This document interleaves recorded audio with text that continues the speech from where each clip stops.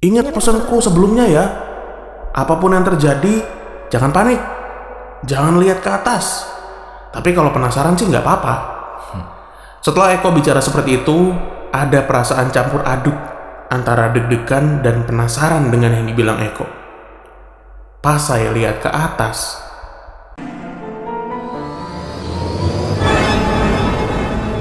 Assalamualaikum warahmatullahi wabarakatuh. Shalom. Om Swastiastu. Namo Buddhaya. Salam kebajikan. Selamat datang kembali di YouTube channelnya PMK Padepokan Malam Kliwon. Betul, kita kembali lagi membacakan cerita kiriman dari teman Kliwon yang sudah masuk ke kita, ke kami. Yes. Ya. Dan ada 2 nanti cerita yang akan kami bacakan di malam hari ini. Tapi sebelumnya, kita malam hari ini disupport sama Warung Mamo. Wah, mantap nih, terima kasih dengan mie chili oilnya. Yoi, ini belum kita buka ya. Betul. Nanti di sela-sela take atau abis take baru kita mamam. Jadi buat teman Kliwon yang pengen lihat mie signature chili oil, silakan langsung cek di Instagramnya @warungmamo. Betul, tersedia di GoFood dan ada di area Jakarta Selatan. Ya. Warung Mas Bimo. Bukan, emang iya? Enggak. Oh, lu invest juga? Enggak deh. Kok enggak deh? Lah, enggak maksudnya gitu. Oke, Ya, lanjutin. sebelum kita bacain cerita, jangan lupa support channel PMK dengan cara klik subscribe dan nyalakan notifikasi. Aduh. Terima kasih. Enggak maksudnya enggak gitu. Enggak. Oke, Ya. cerita kali ini akan datang dari teman Kliwon yang bekerja sebagai vendor provider seluler. Gokil. Waduh. Oke, kita bacain ya. Halo, apa kabar Bimo dan Danu? Semoga kalian sehat selalu. Sebelumnya, mau berbagi sedikit pengalaman yang lumayan berkesan. Sebelum masuk ke cerita, saya mau menjelaskan background pekerjaan saya pada waktu itu. Kejadian ini terjadi sekitar tahun 2009. Saya bekerja di salah satu vendor provider seluler di Indonesia. Saya bekerja sebagai engineer untuk maintenance dan troubleshooting apabila ada salah satu perangkat yang error. Biasanya kita standby di home base. Saya bekerja ditempatkan di area Jawa Tengah bagian selatan. Kita bekerja dibagi menjadi satu tim. Biasanya terdiri dari 2-3 orang, tergantung dari kendala apa yang akan dikerjakan. Saat itu saya masih junior, karena baru join di perusahaan itu. Kejadian bermula saat saya dan tim mendapat laporan dari tim monitoring pusat ada kendala di salah satu BTS di area kami. Info dari monitoring ada perangkatnya yang statusnya error, tidak bisa di-remote katanya. Pada waktu itu jam masih menunjukkan jam 3 sore. Kami berangkat satu tim terdiri dari 3 orang, 1 orang senior saya, kemudian saya, dan 1 orang driver sekaligus helper. Kebetulan lokasinya dari home base kami lumayan jauh, kira-kira memakan waktu sekitar 1 jam, karena posisinya ada di kaki Gunung Slamet. Senior saya, sebut aja namanya Eko, ngomong ke driver nih, panggil aja Mas Yono namanya. Ono tiket gangguan mas, daerah X iki. Nanti biasa mas, nanti sebelum naik mampir ya, beli rokok sama kopi. Mas Yono nyaut tuh. Waduh, biasaan banget jam sakmene mesti. Itu artinya, duh, kebiasaan banget nih jam segini nih pasti gitu ya. Saya yang posisinya masih junior belum tahu maksud dari perkataan mereka berdua. Long story short, kami sampai di lokasi kisaran jam 5 sore. Kondisi di lokasi baru aja diguyur hujan dan kabut sudah turun. Sebelum masuk ke area BTS, Mas Eko berpesan kepada saya sebagai junior, apapun nanti yang ada di dalam, intinya jangan panik. Tetap tenang dan berdoa sebelum melakukan pekerjaan, agar bisa safe dan diberikan kelancaran. Mas Eko juga pesan kepada Mas Yono, biasa ya mas. Jadi Eko di sini meminta kepada Mas Yono, setelah kita masuk ke area tersebut untuk membakar rokok dan menaruh kopi di dekat pagar. Saya dan Eko memulai pekerjaan. Kita cek ke dalam ruangan yang biasanya ada di bawah tower. memastikan di mana nih kendalanya. Setelah kita cek, memang betul ada alarm di perangkat yang di bawah. Kemudian Eko menginfokan ke saya dan Mas Yono, radionya ini Mas, mesti naik. Akhirnya saya dan Eko naik ke tower untuk mengecek perangkat yang ada di atas. Mas Yono bicara ke saya, yakin Mas mau naik? Eko sendiri aja bisa gitu. Eko malah ngomong ke saya dan Mas Yono, ya mesti naik. Nek nggak naik ya nggak tahu apa kendalanya. Tapi ingat pesanku tadi ya. Akhirnya saya dan Eko naik tower yang saya naik itu kira-kira 65 meter tingginya. Waduh, tinggi banget. Pada waktu itu kita ke atas setelah ba'da maghrib. Saat itu saya yang ada di atas dan Eko ada di bawah saya. Setelah melewati borde 1, tiba-tiba Eko terus mengajak saya ngobrol. Dari obrolan absurd sampai nanya ke saya, apa saya percaya hal-hal yang mistis. Dalam hati saya, ini lagi naik tower begini kok malah diajak ngobrol. Nambah capek yang ada kan. Tiba-tiba Eko bicara agak keras ke saya. Ingat pesanku sebelumnya ya. Apapun yang terjadi, jangan panik. Jangan lihat ke atas. Tapi kalau penasaran sih nggak apa-apa.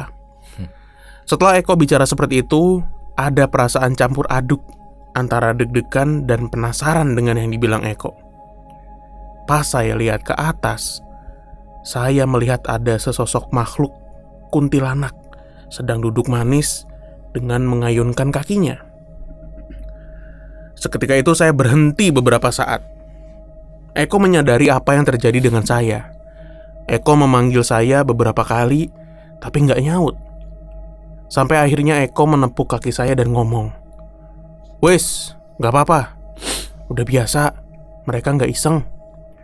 Sontak saya sadar lagi dengan perasaan kaget dan merinding. Saya terus melanjutkan naik, melewati Simbah Kunti yang sedang duduk manis. Pas saya lewati, tercium bau amis campur wangi melati. Pas sudah sampai, Eko cerita kalau makhluk seperti itu suka berada di tempat-tempat yang kayak gini, dan sudah menjadi hal yang biasa buat kita-kita ketemu dengan makhluk itu. Intinya nggak usah takut, berdoa sesuai kepercayaan, dan jangan panik. Karena kalau misalkan kita panik, bisa terjadi hal-hal yang nggak diinginkan. Pada saat turun, saya melihat kondisi sekitar. Apakah masih ada makhluk itu atau udah hilang? Pas saya lihat, makhluk itu udah nggak ada. Kemudian saya turun bersama Eko. Dan pas di tengah perjalanan turun, saya melihat makhluk itu terjun dari atas ke bawah, kemudian hilang sambil ketawa. Di situ dengkul saya lemes. Eko menyuruh saya pasang safety belt dan nenangin diri sebentar. Setelah sampai di bawah, Eko bercanda dengan Mas Yono. Ono sing ngarep kenalan karo Cahanyar. Ada yang mau kenalan sama anak baru katanya. Terus Mas Yono bilang ke saya, "Wes, gak apa-apa. Sesok mesti bakalan sering ketemu. Untung-untung aja bukan Bahe yang keluar." Terus saya tanya tuh, "Bahe sopo Mas?" Mas Yono ngasih tahu, Bahe itu pemimpin yang ada di sini. Sosoknya mirip genderuwo, tingginya setinggi tower ini. Makanya saya siapin rokok sama kopi di depan pagar. Gak sampai di sini, pas kita mau make sure apakah udah normal semua, tiba-tiba Mas Yono nyolek saya. "Ono sing meh kenalan lagi. Ada yang pengen kenalan lagi," katanya. Di situ saya melihat di atas rak perangkat ada sosok Kunti tadi nongol, cuma kepalanya doang dan beberapa saat hilang ke bawah. Wah, nggak sampai di situ. Setelah dipastikan semuanya normal, kami bersiap untuk pulang. Begitu pintu ditutup dan baru jalan beberapa langkah, tim pusat menginfokan via telepon kalau perangkat error lagi. Kemudian saya, Eko, dan Mas Yono ngecek kembali ke dalam. Pada saat pintu dibuka, tiba-tiba pusat menginfokan perangkatnya up lagi. Lalu kita pastikan lagi, dan semuanya normal. Kemudian kita tutup pintunya, terus down lagi. Wah, hal ini terjadi hampir beberapa kali. Akhirnya Mas Yono dongkol karena seperti dikerjain nih. Dia membakar beberapa rokok di depan pagar dan bicara sendiri dengan berbisik-bisik gitu. Dia menyuruh saya menutup pintu dan konfirmasi ke pusat, apakah mati lagi atau enggak. Aneh bin ajaib, akhirnya normal semua. Saya iseng nanya ke Mas Yono, biar apa toh Mas? Bukan. Apa sih? Abis ngapain sih Mas? Oh, baropo toh Mas. Nah itu artinya itu ya, abis ngapain sih Mas? Dan Mas Yono ngomong, udah nanti aja di jalan saya kasih tahu. Begitu kita cabut dari tempat itu, Mas Yono cerita kalau ada sesosok anak kecil yang main di sana. Dan Mas Yono coba komunikasi dengan Bahe untuk ngasih tahu ke anak itu agar nggak ganggu kami yang lagi kerja. Segitu dulu Mas Bimo dan Mas Danu, sedikit berbagi cerita pengalaman yang cukup berkesan selama kerja di dunia telekomunikasi. Maaf kalau penulisan atau tata bahasanya kurang jelas. Terima kasih sudah dibacakan. Salam. Salam. Sopo sedengnya sing ngirim cerita. Wah, nggak cerita, nggak ngasih tahu. Pokoknya ada Eko sama Yono. Anggaplah ini Suryo lah. Suryo. Baskoro. Anjir, kerja di BTS. Tinggi banget ya. Turun terus. Asli. Siapanya Jungkook ini dia ya? Jongkok kagak, jongkok yang ada ini mah. Jongkok diliatin kuntilanak lu. Ada beberapa situasi yang Anjir. cukup nggak biasa ya. Iyalah. Berarti sambil manjat. Iya. Di atas bro. Lu ada lu. Untung nggak yang seperti biasa kita lakukan ya. Apa? Indonesia negara hukum. Assalamualaikum.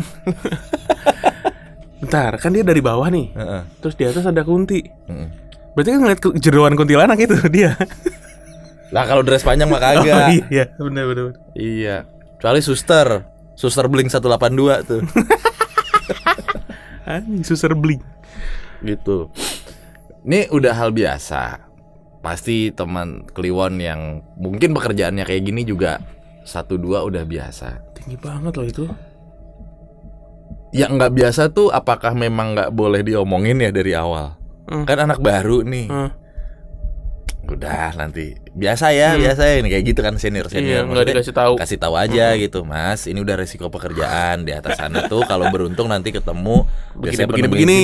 Iya. Gitu. Jadi udah tahu ya, mungkin nih bagian dari ospeknya. Ospek coy, ini pelonco secara nggak langsung. Berarti tadi kuntilanaknya kakak kelas senior yang lain. Iya, makanya ngintip dah. Orang katanya ya. Iya. Udah duluan dandan. Lama bener sini. Suryo. Kan gerah begini kita. Males juga sih gue dibayar buat duduk di tower BTS pakai kostum kuntilanak. 65 meter bro. Tinggi banget ya. Berarti kuntilanak daya jangkaunya tinggi juga ya. Waduh. Ibaratnya gini, nyamuk aja kan di gunung nggak ada. Karena kan ketinggian kan, nggak kuat gitu. Ini kuntilanak berarti 65 meter masih kuat dia. Nah kan banyak. Apanya? Setan-setan di gunung itu.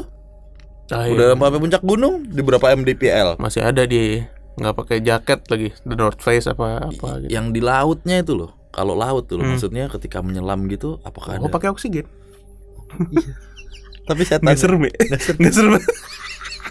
nyilam juga bro. Iya kan? Pakai oksigen tapi nakutin orang. Iya, kalau di laut nggak usah sampai setan deh. Menurut saya gitu ya, para setan gitu ya. Kita juga udah takut sama makhluk-makhluk laut yang antah berantah begitu. Nih, iya. Mohon maaf. Bener dah. Lu tiba-tiba lagi nyelam ada ikan yang nggak pernah lo lihat Ikan gitu aneh. kan kalau lihat lah, lu berenang di samping tuna juga serem pak. Iya, tuna gede. Tuna gede ditubruk juga bisa Oleng lu. Oh, bukan oleng lagi pak. Kaca SeaWorld aja, bukan SeaWorld apa? Kaca yang ditubruk sama tuna Bisa tuh retak. bisa retak. Tapi kalau di posisi ini, gue nggak mau ada di posisi Mas Yono. Ya anggaplah berarti di sini Mas Yono berarti bisa berinteraksi. Mas gitu Yono ya. tuh si seniornya yang ngasih rokok. Enggak, Eko seniornya. Yono tuh driver. Oh iya, Yeah. Mas Yono, sorry. Mas Yono yang tinggal di bawah. Mm-mm. Lebih mencekam cuy. Mending ikut naik ya. Ikut naik kalau gue mah. Tapi bener sih, satu hal yang kita harus sama-sama perhatiin ya, lu gak boleh panik anjir. Kondisi kayak gitu kan, malam naik BTS terus ada kuntilanak, anjir. Iya. Lu panik lu kayak apa, Cil? Lah, Iya lah. iya. Ih, ya Allah, amit-amit. Amit-amit. Iya, mencelakakan orang kerja kan jadinya. Wah, aduh selesai sih. Gara-gara kuntilanak. Aduh jatuh lagi dia gitu. Lu sih ngagetin. Ya ini Mas Yono nih yang tinggal Respect. di bawah. Serem kan, BTS tuh kan yang udah kan jauh dari pemukiman ya. Jauh ya. Kecuali ada BTS yang memang nyewa lahan warga Iya, tuh atau iya. di atap warga gitu. Biasanya jauh lah, Jauh, terisolasi. Apalagi harusnya. BTS yang di gunung-gunung, Hmm. di gunung tinggi kutemui itu biasanya. Respect ya buat teman-teman yang kerja di provider telekomunikasi, provider seluler. Ternyata nggak cuma menghadapi kendala teknis doang nih. Non-teknisnya juga begini. Jangan sampai kita bikin mereka bete. Hmm. Kita bikin mereka bete. Ih, nggak bisa lo komunikasi. Uring-uringannya tantrum lo langsung. Dicetek doang ya. Tak. Ayo, Satu kabupaten bikin gua bete benci. lo. Ayo. Satu Lawan kabupaten. gue matiin nih. Gue matiin nggak bisa video call lu. Iya. Kamu ambil nangis ya. Gue matiin bisa video call lu. Mau gue nyalain lagi kan nih? Berantem lu sama pacar lu. Iya ya. Jangan dibikin Jangan bete. bikin ngambek nih orang-orang yang jagain BTS. Iya. Semuanya serba digital. Mereka garda terdepan, bro. Iya, lu trading saham nggak bisa, bayar listrik nggak bisa. Waduh, kripto. Malang kadak pating cengkaok lu kalau orang ini ngambek ya. Ya wes, Ya, kita mau makan. Nggak, Deng. Nanti deh habis episode 2 ya, Iya deh. biar masih kelihatan gitu di sini gitu. bayar lu toh. Nih, Nih warung mamu. invest juga. Enggak deh. Enggak deh. Anjing dienggadein. Ini punya teman Kliwon juga. Yoi. Kita kenal. Jadi teman Kliwon yang mau ada produknya juga di sini, silakan. Gitu. Kita support pokoknya ya. Oke, kita ketemu lagi di video berikutnya. Dadah.